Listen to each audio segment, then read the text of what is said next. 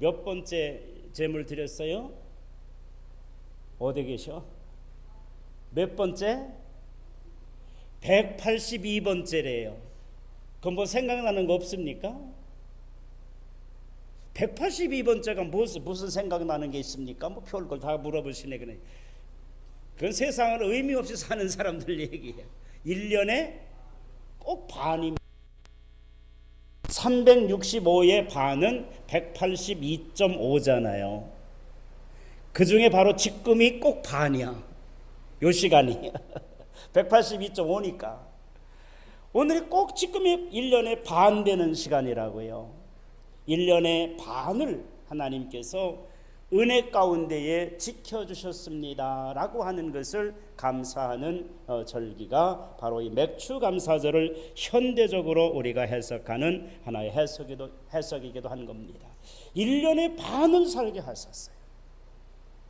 여러분 가운데서 우리 그 자녀들을 이렇게 양육하는 것을 자식 뭐라 그래요? 농사 짓는다 그러잖아요. 자식 농사 짓는 겁니다. 요즘 인생이 80에서 100세까지 사시니까 어저께 소천하신 우리 주영자 권사님 그 친정 아버님은 100세를 넘기셨어요. 100세를 넘기시고 가셨어요. 그래서 오늘 3시 반에 출발해서 문상을 갔다 오려고 그러는데 아마 강릉에 지금 계신 걸로 제가 알고 있는데 갔다 오려고 그래요. 얼마나 감사합니까? 그러면 100세의 반은 얼마입니까? 50세라고. 50세. 50세가 뭐예요? 인생의 반. 이제 50세가 되신 분들은 맥추절 감사를 지키시기 바랍니다. 반을 살게 하셨으니까. 우리가 그 자녀를 그 자식 농사를 짓는데 요즘 자녀가 40세는 돼야 독립한다고 그러니까 반은 얼마예요? 20세. 자녀가 한 20세 되어졌거든. 그 자녀들을 위해서 맥추절을 지키시기 바랍니다. 반을 보냈다고 하는 의미가 있어요. 인생의 반을 보냈다는 겁니다. 하나님의 은혜가 참 감사하죠. 그 절기가 정말로 놀랍게도 맥추절 절기와 연결되어지고 1년에 반을 보냈다라고 하는 절기가 맥추절의 의미가 되기도 하는 것입니다. 6개월을 무사히 1년에 6개월을 무사히 보내게 해주신 하나님의 은혜를 감사해야 되겠지요. 그렇잖아요. 오늘 여기 나오신 분들 하나님 앞에 다 감사하셔야 되지 않겠어요? 1년에 6개월을 하나님께서 은혜 가운데 지켜주셨는데요. 아니 뭐 60년 중에 6개월이 뭘 그렇게 대단하다고요? 그렇게 생각하십니까? 여러분 그렇지 않습니다.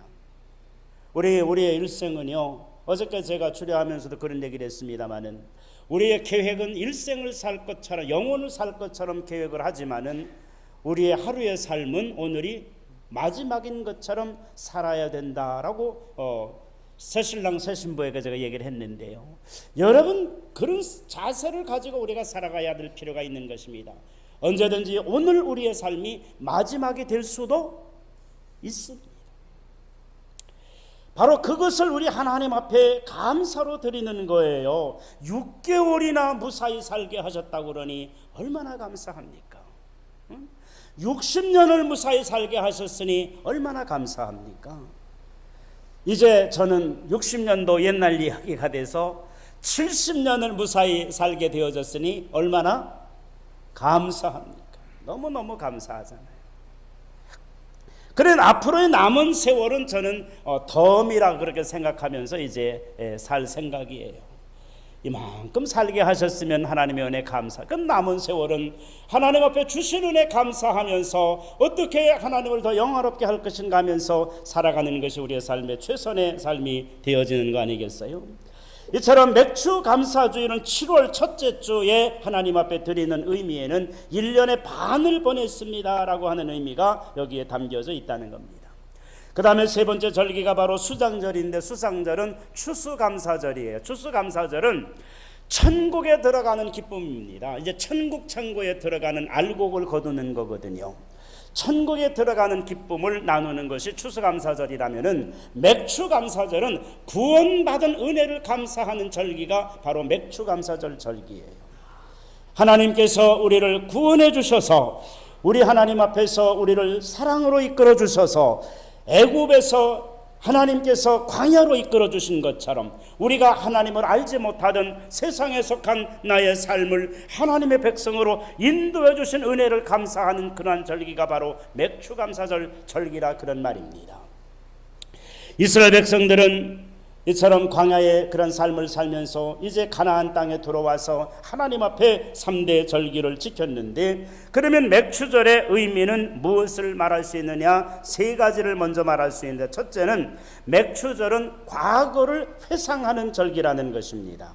본문 12절 말씀을 보면은요, 이렇게 말씀이 되어졌죠. 너는 애굽에서 종되었던 것을 기억하고 이 규례를 지켜 행할지니라 그랬습니다. 애굽에서 종되었던 것을 기억하고 이 규례를 지켜 행할지니라 그랬습니다. 그러면 여러분들의 애굽은 어디입니까? 여러분들의 애굽은 여러분들이 하나님을 알지 못하던 그때, 하나님을 알지 예수 믿지 않고 살던 그때가 여러분들의 애굽인 것입니다. 나는 모태신앙이라서 태어날 때부터 하나님을 알았는데요, 그게 맞습니까? 그렇지 않습니다. 모태신앙이 제일 어려운 거예요. 보세요, 여러분들이 세상을 살아갈 때도요, 이 모태신앙이 예수를 믿는 것 같은데 믿지 않는 사람이 많거든요. 그 말은 무슨 말이냐? 거듭나지 못한 신앙생활을 하고 있는 거예요. 그러나 세상에 속했던 사람이 하나님께로 나오는 경우는 대부분 다시 그들이 거듭남의 삶을 체험하고 하나님께 나오게 되어지는 것, 이것이 바로 중생의 삶이거든요. 다시 이것을 바꾸어서 말한다면은 여러분들이 살아계신 하나님을 만나고 내가 이제는 세상에 속한 사람이 아니요 하늘나라에 속한 사람이다 라고 여러분들이 깨닫고 여러분들의 삶의 변화를 가져왔던 그 시점을 중심으로 해서 그 이전의 삶을 우리는 애굽의 삶이라고 표현할 수 있는 겁니다. 아직도 애굽에 사시는 분들이 있어요. 우리는 이 사실을 알아야 되는 것입니다. 그래서 우리는 내가 지금 광야로 나와서 광야길을 가고 있다고 이렇게 생각하는데, 실질적으로 교회라고 하는 것은 광야라고 말씀을 드렸죠. 여러분들이 교회에서 신앙생활하는 것은 이제 광야 생활을 경험하는 것입니다. 그럼 광야 생활을 왜 하는 거예요? 가나안 땅에 들어가기 위해서 훈련받고 가나안 땅에 들어가기 위해서 준비하는 삶을 사는 것이 광야예요. 그런데 인생의 광야를 아직도, 인생의 그런 광야의 삶을 아직도 걸어가지 못하시는 분들이 있어요. 이런 분들은 어떤 분들이냐? 홍해바다를 아직 건너지 못한 분들이에요. 홍해바다를 건너므로 말미암아 살아계신 하나님을 거기에서 만나고 우리를 이끌어주시는 하나님을 그 안에서 만나고 하나님의 놀라운 기적을 체험하고 이제는 광야에서 주님의 인도하심을 받는 삶을 사는 사람들이 바로 성도의 광야의 생활, 교회의 성도를 가리켜 말하는 것인데요, 아직도 홍해바다를 건너지 못한 사람이 있다 그런 말입니다. 그렇기 때문에 하나님께서 이거 주시는 말씀의 의미는 그렇게 단순한 말씀이 아니에요. 애굽에서 종살이 하던 것을 기억하고 너희들은 이 절기를 지켜라. 이 절기가 바로 77절이요 맥추절을 지키라는 것입니다. 우리 하나님께서 이처럼 애굽에서 종살이 하던 때를 기억하고 이 세상에서 하나님을 알지 못하고 살던 그 시절을 기억해라. 그 기간이 얼마나 되었느냐? 400년입니다. 사실은 에집트에서 이스라엘 백성들은 430년을 살았는데 요셉이 고센 땅으로 인도해서 살던 그 30년은 행복한 삶이었어요. 그것은 노예 생활이 아니었어요. 아주 극진한 대접을 받는 삶이었어요. 지금도 고센 땅을 가보면 그것은 아주 정말 기가 막힌 그런 그 유원지예요. 거대한 호수가 있고요. 그 호수교 그 가로 유럽 사람이라든지 이 에집트 사람들이 휴양 오는 휴양지예요. 그것이 바로 고센 땅입니다. 이집트의 왕들도 그 국고성이라고 하는 성에 그 성을 별도로 짓고 거기에서 여러분 피서 오던 지역이 바로 이 고센 땅입니다. 그렇기 때문에 거기서 머물던 동안은 그들이 고통의 시간이 아니었지만은 요셉을 알지 못하는 새로운 왕이 생기고 나서부터 그들은 노예의 삶을 살은 그 기간이 400년 동안이었습니다. 사랑하는 성도 여러분, 노예 생활을 한 그 생활을 기억하면서 그들은 짐승만도 못한 대접을 받으면서 그들이 던져주는 부스러기를 먹으면서 그들은 채찍과 강포에 그 신음하면서 살던 그 시절이 바로 이 고난의 땅, 고난의 시절, 노예의 삶을 살던 에집트의 삶이라고 하나님은 말씀해 주시는 거예요. 그 고통의 땅에서, 그 고난의 땅에서 바로 하나님께서 주신 자유를 느끼면서 그것을 감사하는 그 절기가 바로 진정한 맥추감사절이라는 거지요. 그래서 이 맥추감사절은 과거를 회상하면서 하나님 앞에 감사하는 절기라 그런 말입니다.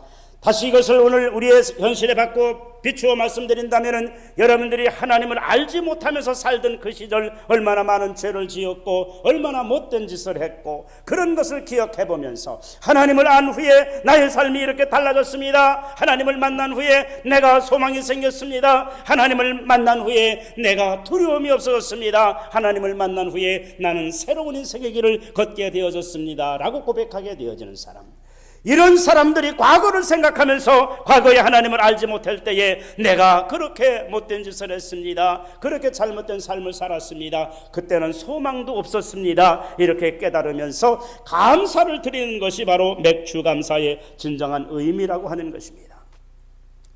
직장 생활을 하는 성도들의 삶에서도 이제 금년 한 해의 반을 하나님께서 은혜에 보내게 해주셨으니 감사하는 절기, 이것이 바로 맥추감사절이라 하는 거지요. 농사를 짓는 농부가 이제는 1년의 반을 보내면서 이제 보리 수확을 하고 하나님 앞에 드리는 감사가 맥추감사절 절기기도 하는 것입니다. 이처럼 우리 인생에서 가장 힘들고 어려웠던 시절을 보내고 나서 그것을 감사하는 것이 바로 맥추감사절이라고 하는 것입니다. 배고팠던 시절도 있습니다. 고통받았던 시절도 있습니다. 아픔과 그러한 헤어날 수 없는, 벗어날래야 벗어날 수 없는 무거운 짐을 지고 지나가던 그 시간, 그것이 바로 우리가 맥추절을 지키는 감사의 진정한 의미가 거기에 담겨져 있다는 것이지요. 다시 말하면 인생에서 가장 힘들고 가장 어려웠던 과거를 생각하면서 그것을 벗어난 기쁨을 하나님 앞에 드리는 것이 맥추감사절이라는 것입니다. 먹을 것이 없어서 배고팠던 시절도 있었습니다. 부유한 자녀들에게 쌀이 없어서 굶는단다 그랬더니 고기 먹으면 되지요 하던 그런 시대가 오늘날 현실의 시대라면은요, 바로 우리 지금 여기 앉아 계신 여러분들 다 경험하지 않았습니까? 40년 전, 50년 전 우리나라의 그 현실이 얼마나 힘들고 어려웠습니까? 농어촌에 가보면은 척은 목피로 생계를 유지하기 위해서 정말 솔껍질을 벗겨서 그 속에 그것을 벗겨 먹기도 하고요. 또 산에 가서 버섯 같은 것을 채취해서 먹다가 독버섯으로 한 가족이 다 생명을 잃는 것도 제가 직접 바로 우리 아랫집 사람들이 그랬으니까요. 몸이 퉁퉁 부어가지고 세상을 떠나는데요, 참으로 보기 어려울 정도였어요. 그런 시절이 바로 우리 과거에 있었습니다. 얼마 전에 50년 전 그런 때에 바로 있었습니다. 그러나 오늘 오늘 이 시대는 이런 것을 알지 못하는 사람들에게 이것이 바로 받아들이기는 어렵지만은, 그러나 우리는 과거를 경험했고 아픈 그날들을 기억했기 때문에 인생의 과거를 생각하면서 가장 아팠던 때, 가장 어려웠던 때, 가장 배고팠던 때를 기억하면서 바로 너희는 맥추절을 지키라고 하나님께서 말씀을 하고 있는 겁니다. 이스라엘 백성들이 맥추감사절을 지키게 되어질 때에 그들에게 항상 풍년만 있었던 것은 아닙니다. 그들에게 풍년이 왔기 때문에, 그들에게 넉넉한 기쁨이 있었기 때문에만 이 맥추감사절을 지키는 것은 아니었다는 것입니다. 맥추절은 늘 지키는 것이지만 때로는 극심한 흉년도 있었고 어떤 때는 가뭄도 있었고 어떤 때는 더 아픈 그러한 고통의 때도 있었습니다. 그러나 그들에게는 한결같이 감사절이 오면 그날은 하나님 앞에 찬송하고 노래하고 춤추며 하나님 앞에 예배를 드리고 하나님 앞에 감사를 드렸다는 것입니다. 왜냐하면 과거 노예 시절의 고난을 생각하면 오늘 내가 당하는 이 고통은 아무것도 아닙니다 라고 생각할 수 있기 때문에, 더 어려웠던 그때를 생각한다면 지금 내가 당하는 이 힘든 것은 실로 아무것도 아닙니다 라고 우리가 생각할 수 있기 때문에 우리는 하나님 앞에 춤추며 우리 하나님 앞에 감사를 드리는 절기로 이 맥추절을 지키라고 우리 하나님께서 말씀해 주고 있는 것입니다. 두 번째로 맥추절에 우리가 해야 될 일이 무엇인가 하는 것을 말씀하시는데 10절의 말씀을 봅니까? 이렇게 말씀하십니다. 내 하나님 여호와 앞에 77절을 지키되 내 하나님 여호와께서 내게 복을 주신 대로 내 힘을 헤아려 자원하는 예물을 드리고 말씀하셨습니다.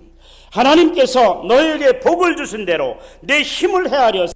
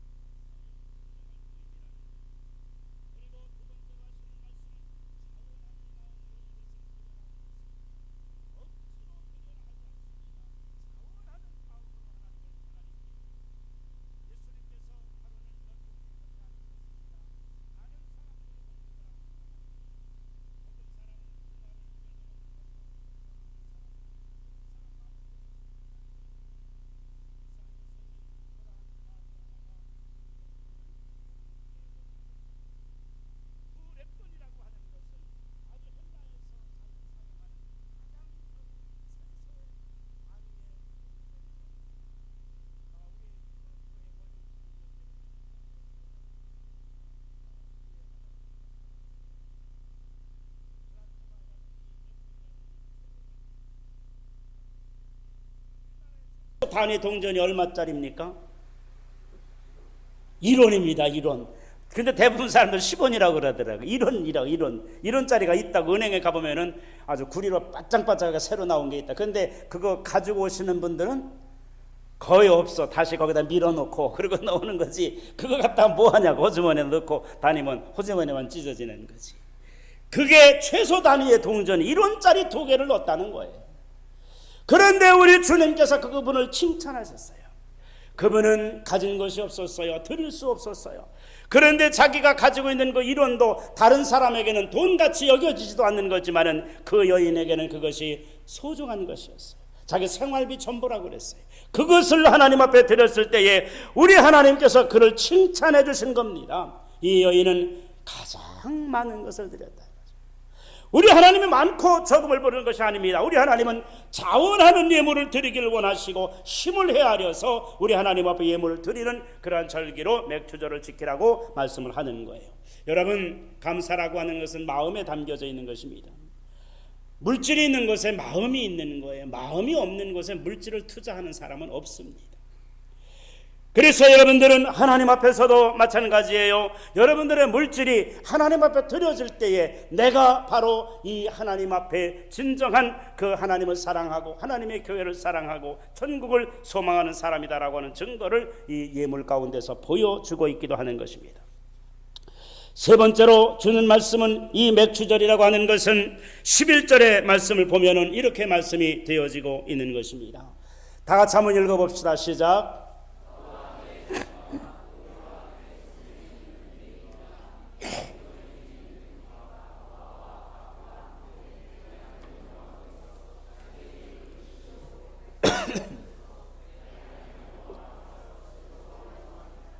그렇습니다.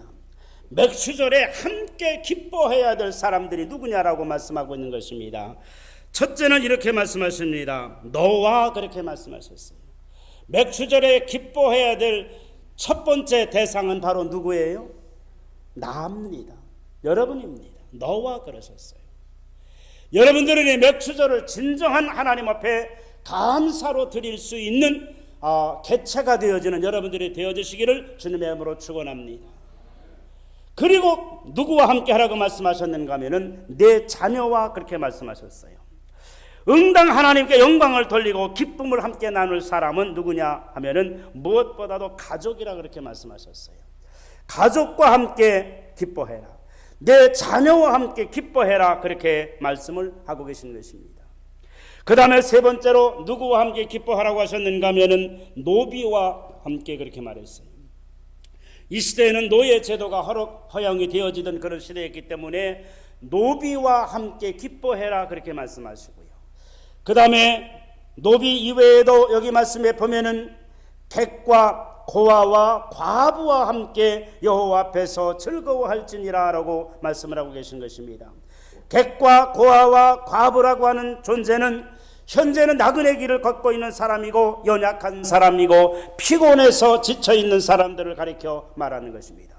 외롭고 쓸쓸하고 경제적으로도 심히 어려운 처지에 처해 있는 사람들을 통틀어서 가리키는 말입니다. 우리는 이처럼 우리의 이웃들과 함께 특별히 고난을 당하고 어려움을 당하는 이웃들과 함께 사랑을 나누는 그런 절기로 맥추절을 지키라고 말씀을 하고 계신 것입니다. 이때는 농사를 지어서 곳간에 그런 그 양식이 충족히 채워져 있는 때이기 때문에 그것을 많은 사람들에게 그것을 거두어 드리지 못하고 그것을 얻지 못한 사람들과 함께 나눌 수 있는 그러한 그 절기가 맥추 감사절 절기라고 말씀하시는 거예요. 우리 나라가 어려울 때에도 바로 많은 나라들로부터 옛날에는 구호물자라는 것이 아주 자연스러웠습니다. 외국 사람들이 입던 헌옷도 들어오고 그래서 큰 옷을 줄여서 입고 또 그 큰 드럼통 같은 데 주어지는 그 우유가루 그거 얼마나 정말 맛있게 퍼먹었는지 지금도 생생합니다만은 그런 거 여러분 그 봤던 거 다 기억나잖아요. 연필 몇 자루 제가 시골에서 학교 다니는데 한번 얼마나 부러운지 서울서 전학 온 학생이 있는데 그래서 필통을 가지고 있더라고. 우리 시골에 필통이 어디 있었습니까? 그거 그냥 그 책갈 끼워가지고 가지고 다니던 그런 시대였는데 거기다가 더 부러웠던 가방도 덩어리다 매는 가방도 메고 왔더라고. 우리는 보재기 싸가지고 그래 끼고 허리에다 두르고 이렇게 옆으로 짧매고 이러고 다녔는데 글쎄 여러분 이 천차만별의 삶을 우리는 사는 겁니다. 그렇지만은 그러한 천차만별의 삶 가운데서도 우리는 나가 가지고 있는 것을 함께 나누고 내가 누리는 것을 갖지 못한 사람들과 나누는 그러한 그 마음을 갖는 것이 진정한 감사절의 의미라고 말씀드릴 수 있는 거예요. 세계 2차 세계대전 당시에 1943년 뉴기니아 바다에 미국의 수송기 한 대가 추락을 했습니다. 이 수송기가 추락을 했을 때에 미군 병사들이 거기에서 많이 떨어져서 죽기도 하고 그랬는데 이때 7명이 거기서 기사회생을 했어요. 7명이 살아났어요. 그런데 그 사람들을 일본군들이 와서 죽이려고 그 수색을 하는 가운데에 원주민들이 거기에서 이 미군들을 구조해서 은밀한 곳에 그들을 감추어서 그들을 숨겼다가 무사히 미군에게 넘겨주었어요. 이 일이 잊혀진 오랜 후에 1970년 남태평양 한 구석에 떨어진 카카오라고 하는 작은 섬에 바로 미국인 내외가 찾아왔습니다. 이 섬에서 구출되어졌던 바로 하겐샤이머라고 하는 비행사가 이 섬을 찾아왔어요. 그러니까 바로 27년 전에 거기에서 죽을 수밖에 없었던 그 하겐샤이머가 구출을 받아서 27년 후에 바로 이 섬을 찾아왔어요. 그런데 하겐샤이머가 여기에 찾아와서 무슨 일을 했는가 하면은 25년 동안 자기가 번 모든 수입을 가지고 와서 이 카카오라고 하는 섬에 학교를 세웠어요. 학교를 세워서 그 후진되어진 그러한 그들에게 문명을 전해주고 그 삶이 이렇게 정말 풍요로운 삶을 살 수 있는 길을 만들어 주었다는 거지요. 자기가 구원받은 후로부터 27년 전에 거기에서 이렇게 도움을 받았는데 자기의 일생 25년 동안 번 모든 수입을 다 거기에 들여서 거기 학교를 세우면서 그는 너무 행복하고 너무나 만족했다라고 말하고 있는 것입니다. 사랑하는 성도 여러분, 우리가 받은 은혜는 너무나 우리에게 감사할 줄 아는 마음을 갖는다는 것이 소중한 것입니다. 그런데 은혜를 알지 못하고 산다면은 우리는 불행한 그러한 삶을 살 수밖에 없는 겁니다.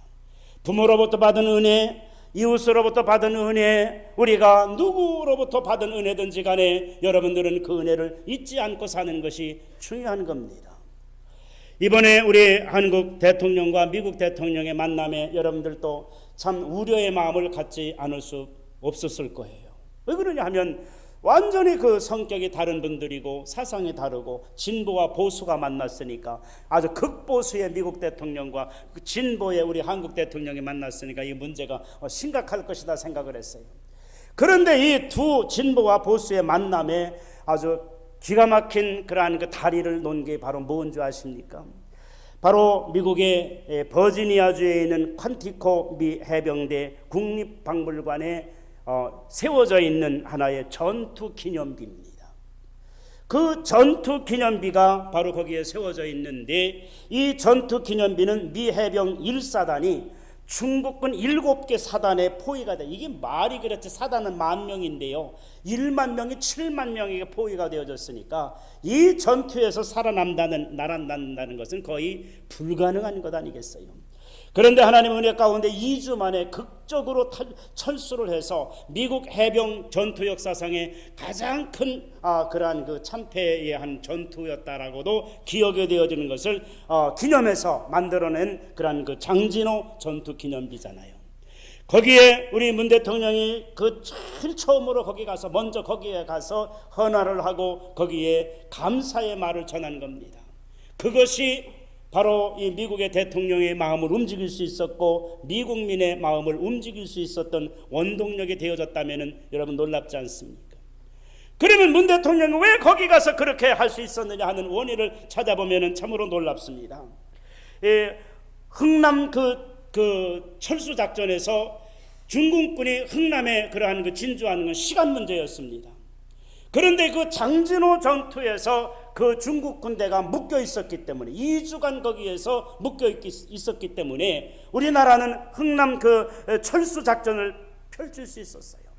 이때 거기에서 피난민 10만 명이 넘어오는데 그때 1만 4천 명을 태우고 넘어오는 메르디스 빅토리아호에 바로 문재인 대통령의 부모님이 타고 왔다는 거 아니에요.